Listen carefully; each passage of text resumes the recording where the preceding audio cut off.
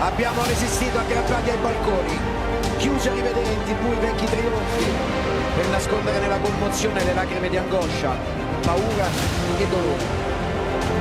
Ci siamo sentiti più forti insieme, perché ci siamo ritrovati uniti e compatti, come solo l'Italia sa fare nei momenti di difficoltà. Ci siamo abbracciati a tricolore, perché tra noi non potevamo, soli sui tetti a suonare l'inno.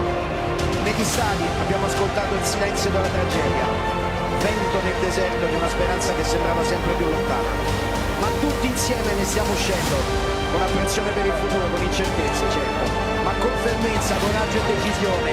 Oggi riaprono gli stadi, è tempo di asciugarsi le lacrime, è tempo di tornare a sognare, è tempo di rialzarsi e vincere.